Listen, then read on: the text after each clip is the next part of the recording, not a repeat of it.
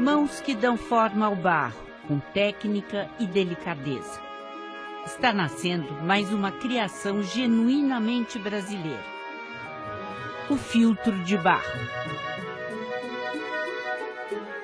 A invenção do filtro mudou completamente nossa maneira de beber água. Antes dele, até o começo do século XIX, a água consumida no país nem sempre era de boa qualidade. Vinha de poços, rios ou era canalizada de maneira rudimentar até chegar a fontes e chafarizes construídos pelos governos. Um exemplo, ainda do período colonial, continua de pé no rio.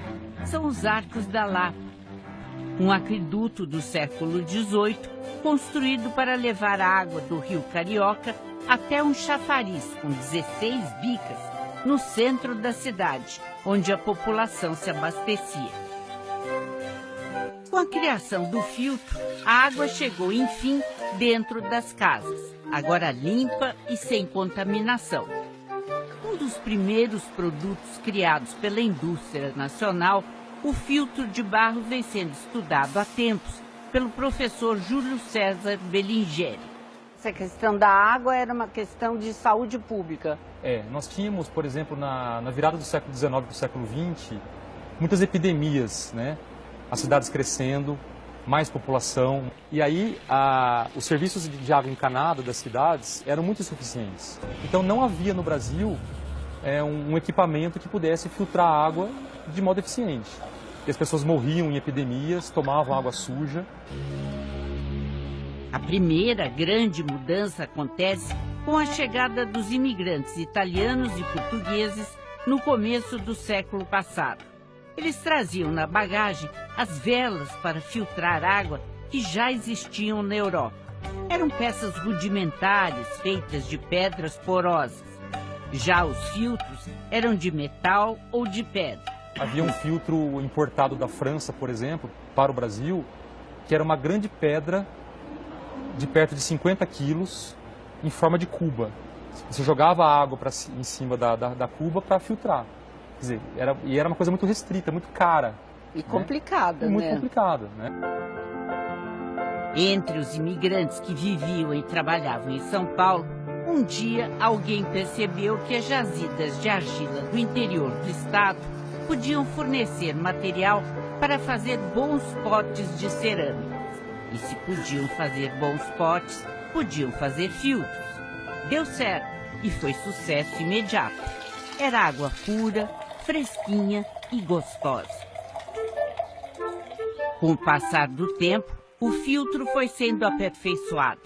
No início, a vela era um disco de cerâmica porosa colado com breu e cera. Passaram-se décadas até que chegasse ao que é hoje.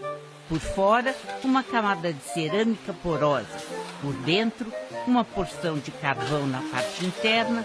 Aí depois ela tem uma camada de prata coloidal internamente, que ao passar a água ela esteriliza, então ela mata as bactérias.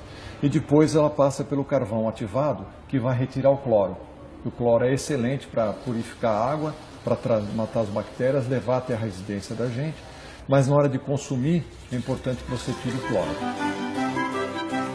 Mas afinal, quem teria criado o primeiro filtro? Este nome a história não guardou. Mas a primeira mão que moldou esse filtro de cerâmica e botou lá a vela e teve a sua água fresquinha e pura, ficou anônima. Ficou anônima, a gente não consegue saber.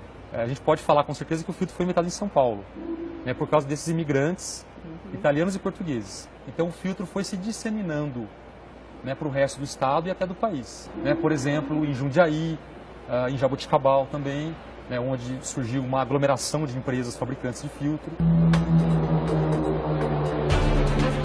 Durante muito tempo, a produção de filtros de cerâmica foi a base da economia aqui de Jaboticabal.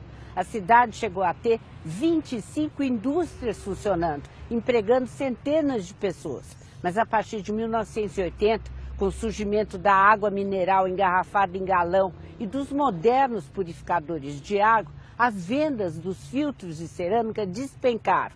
Com isso, muitas indústrias fecharam e hoje existem aqui funcionando apenas 8.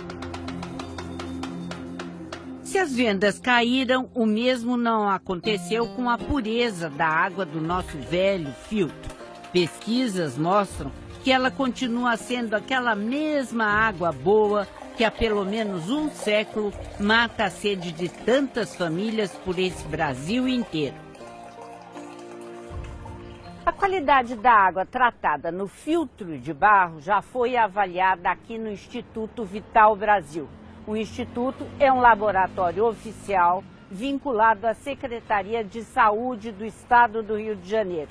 Aqui são feitos estudos, pesquisas e programas de controle de doenças que ameaçam a saúde pública. Em um dos testes, os pesquisadores do Vital Brasil usaram água de esgoto para ver se o filtro de barro seria capaz de eliminar todas as impurezas. O resultado surpreendeu até mesmo o presidente do Instituto. Nós pegamos a água proveniente de esgoto, portanto esgoto, misturamos com água mesmo, para contaminar essa água de uma forma proposital e colocamos então essa água no filtro de barro. E aí fizemos a cultura dessa água antes e depois da filtragem.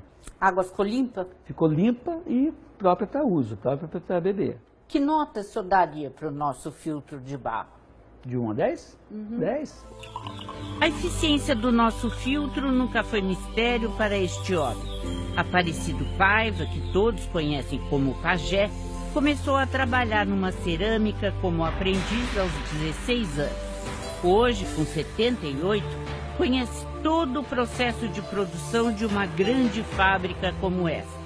Tem um talento incrível para reconhecer a qualidade da argila, pela cor e pela textura.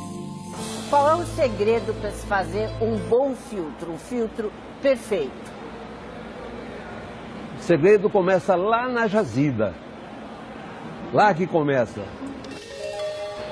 Aí você já sabe onde você vai tirar uma argila, onde vai tirar outra. Eu digo uma e outra porque as argilas são diferentes. Daquelas argilas que você tira ali daquela jazida, você vai ter que fazer uma composição. Porque o nosso filtrinho, ele tem que ter uma certa porosidade para ter uma troca de calores. Não é isso? Para a água sempre estar fresca. Mas todos esses anos passados na jazida, no torno, nos fornos, foram mais do que uma carreira brilhante. Foram uma vida de dedicação. Adoro, adoro, adoro o que eu faço. E se eu morresse hoje e pudesse voltar novamente, eu voltaria na cerâmica. Por quê? Eu amo isso aqui. Eu vim do barro. Eu sou fruto da terra, meu amor.